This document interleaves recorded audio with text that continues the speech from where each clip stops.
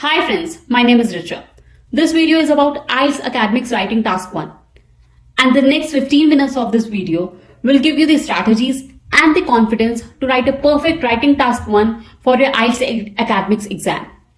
The topics which I'll be covering are assessment criteria, which is very much important to know for the IELTS Writing Task 1 for the academics. Then we'll go to the band descriptors for the same. Then we'll pick up a sample question, then followed by the suggested answer.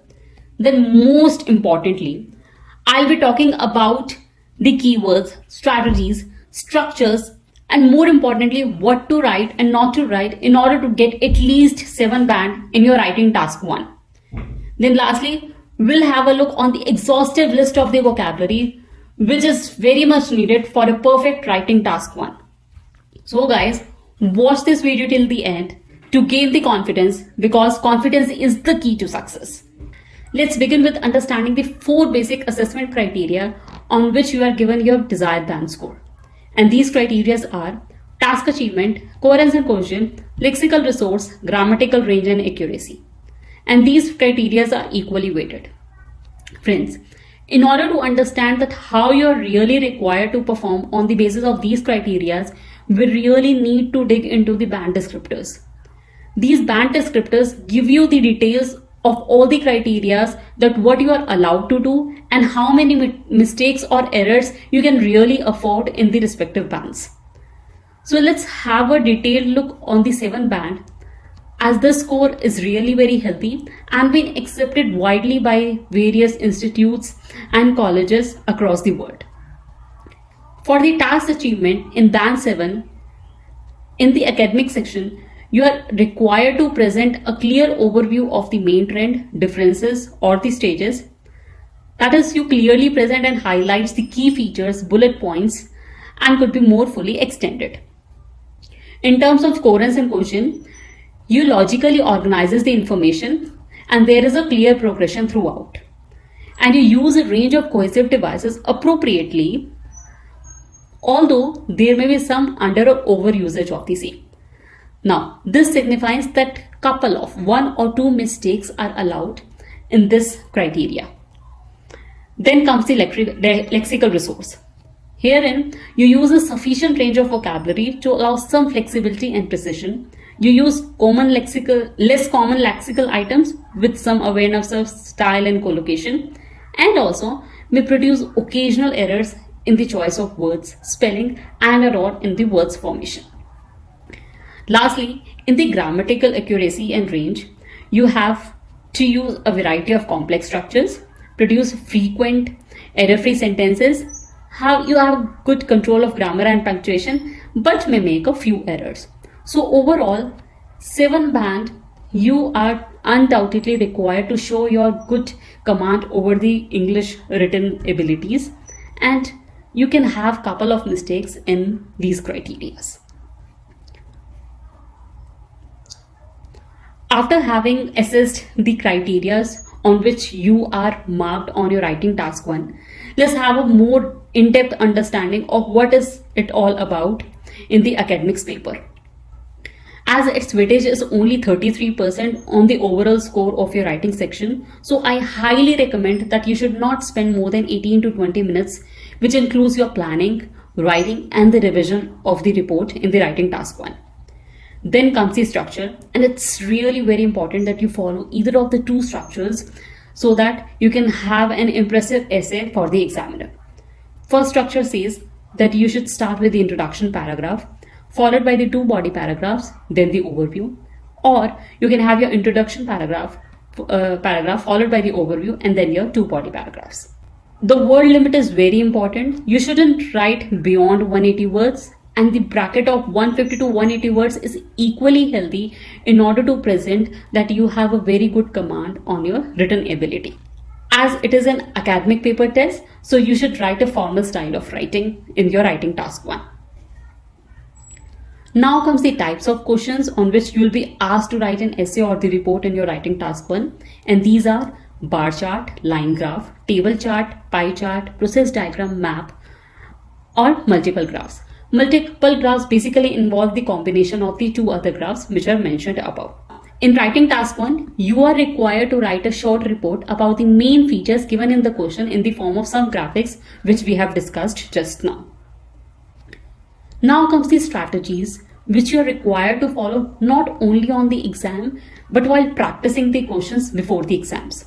And it involves analyzing the question, as it's really important because in the question you'll be given some graphics with the supportive figure, facts and the numbers. So you really need to analyze it carefully. Then you need to identify the main features, because in the word limits of 150 to 180, you can only highlight the main features and you shouldn't waste your time in mentioning every detail. So in that case, you are really required to practice in identifying the main features in every question. Then you can follow either of the structure which we discussed earlier. You are required to write an introduction, an overview, and the detailed body paragraphs.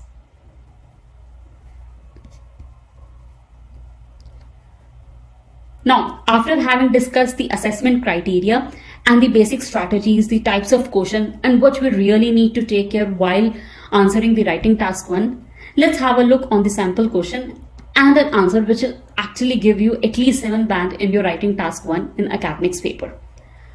The question here states, the chart below gives information on the percentage of Canadians who gave money to charitable organizations by age range for the years 2000 and 2015. Summarize the information by selecting and reporting the main features and make comparisons wherever it is relevant. So, here is our graph wherein the x-axis gives the age brackets for the 2 years, which are 2000 and 2015, and the y-axis gives the percentage of the population of the Canadians who gave money to charitable organization in these 2 years. Now, here comes the recommended answer. I have followed the structure of introduction, then the 2 body paragraphs, and then the overview. You can have the overview after the introduction and it is equally accepted. My introduction is as, the chart examines the level of donation among people of different ages in Canada. Then in the body paragraphs, I picked one main trend and explained it as follows. In 2000, the proportion of Canadians made charitable donations ranged from a high of 39% in the 35 to 49 age group to a low of 20% in the 18 to 24 age group. By 2015, these figures had fallen significantly to 34 to 11% respectively. The rate of donors among the population aged 25 to 34 also decreased from 29% in 2000 to 25% in 2015. This is my body paragraph 1. Then comes my body para 2. While the proportion of donors aged 18 to 49 declined between 2000 and 2015, the trend followed an opposite direction for older Canadians. The figures for older seniors aged 65 and over was lower than this at 34%, but it was still a little higher than the 2000 figure by 31%. Body para 2. Now comes the overview. Overall, a greater proportion of Canadians gave money to charitable organizations in 2000 than in 2015. However, in terms of trends over the time, the donor rate did not change in the same way among all age groups. And now, after having looked upon a recommended answer, what you really need to take care in each paragraph, let's have a discussion on this. Introduction. Introduction basically signifies that you are required to paraphrase the question. That's it. While writing the introduction, you really need to take care that you are only going to paraphrase it or writing the question in the different words and not more than that. Then comes the body paragraphs. In order to write the 2 body paragraphs, I suggest that you should divide the given information into 2 parts. First part could be, for example, you are focusing on the age group 18 to 49, and then you can have the body paragraph 2 in which you are talking about for the age group 50 and the above. In this body para 1, you can highlight the trend for these age groups, and in body para 2, you can highlight the age groups for these, like for 50 and the above, and no more than that. And you really need not to fear of writing the percentage figures, dates, age brackets multiple times, because it is the requirement of the essay that you are really required to mention these figures in order to make the essay more presentable, attractive for the examiner. The only thing which we can really control is the repetition of the few words in terms of expressing the trend which is increasing or decreasing. As you can see, I have highlighted the words. For example, from a high, had fallen, to a low, significantly, respectively, also decreased, declined, lower, opposite direction, still a higher. So these are the few fancy vocabulary which can really equip your essay for at least 7 band score. Then comes the overview. In overview, please take care that you are not required to mention any statistics, facts or figures. Overview is only about the overall trend which the question is highlighting.